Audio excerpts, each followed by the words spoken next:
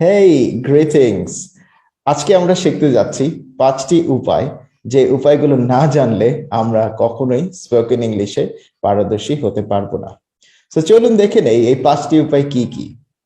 প্রথমটি হচ্ছে কোনো কনভারসেশন কিভাবে শুরু এবং শেষ করতে হয়। ইংরেজিতে আমরা অনেকেই হয়তোবা অনেক শব্দ বা বাক্য তৈরি করতে পারি, কিন্তু আমরা অনেকেই এখনো জানি না কিভাবে কথা বলা শুরু এবং শেষ করতে হবে। আম এটি খুবই গুরুত্বপূর্ণ বিষয়, কারণ আপনি যার সাথে কথা বলছেন সঠিকভাবে কথা বলা শুরু এবং শেষ করা তার উপরে একটি ইমপ্রেশন বা প্রভাব ফেলে।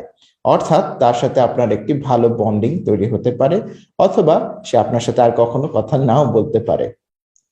চলুন দেখি দ্বিতীয় উপায়টি কি। সেটি হচ্ছে কোন পরিস্থিতিতে কি বলতে হয় তা না জানা। আমরা বাংলা ভাষায় বিভিন্ন পরিস্থিতিতে যা যেভাবে বলি, ইংরেজিতে ওই একই পরিস্থিতিতে আমরা সেটি কিন্তু সেভাবে বলতে পারবো না।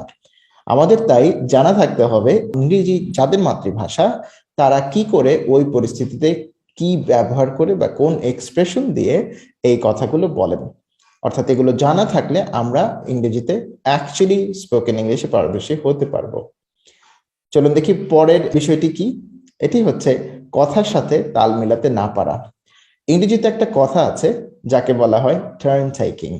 অর্থাৎ আপনি দুজন বা তিনজন মানুষ মিলে যখন কথা বলেন তখন তাদের সাথে তাল মিলিয়ে কথা বলতে হয়, অথবা কথার পিঠে কথা বলতে হয়।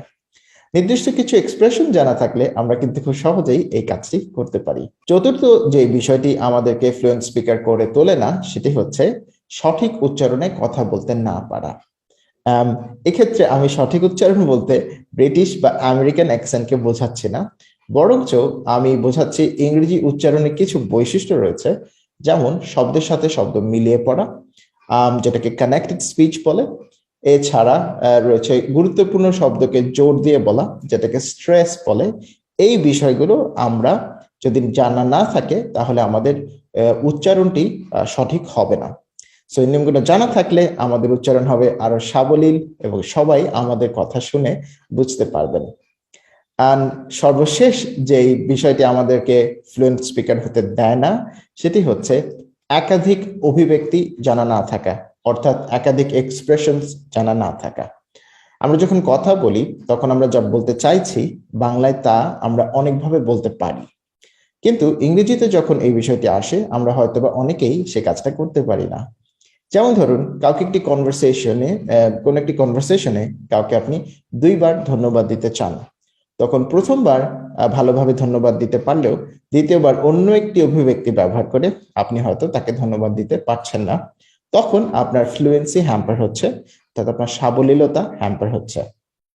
তাই আমাদের উচিত প্রত্যেকটি ফাংশনের জন্য, ফাংশন বলতে আমরা বুঝাচ্ছি এই যে ধন্যবাদ দেওয়া, কারোর সাথে পরিচয় হওয়া, অথবা কারো বাসায় গেলে কি বলা, কারো থেকে বিদায় নিতে গেলে কি বলা, এগুলোকে আমরা ফাংশন বলছি। এই ফাংশনের জন্য আমাদেরকে 2টি বা 3টি ভিন্ন ভিন্ন এক্সপ্রেশন জানা থাকতে হবে। তো আমরা যে এই 5টি বিষয় দেখলাম, এই 5টি বিষয় কিন্তু আপনাকে বাধাগ্রস্ত করছে একজন ফ্লুয়েন্ট স্পিকার হতে। খেয়াল করে দেখবেন এই 5টি বিষয়ের কোনগুলো বা কতগুলো আপনার ফ্লুয়েন্ট স্পিকার হওয়ার পথে বাধা হয়ে দাঁড়াচ্ছে। সাহায্যের জন্য আমাদের ওয়েবসাইট ভিজিট করতে পারেন, আমার স্পোকেন ইংলিশ ভ্যাকসিন বই থেকে হেল্প নিতে পারেন। হোপফুলি আপনি সাকসেসফুল একজন স্পোকেন ইংলিশ স্পিকার হয়ে উঠতে পারবেন। এই আশা রেখে আজকে ভিডিও শেষ করছি। Thank you, by.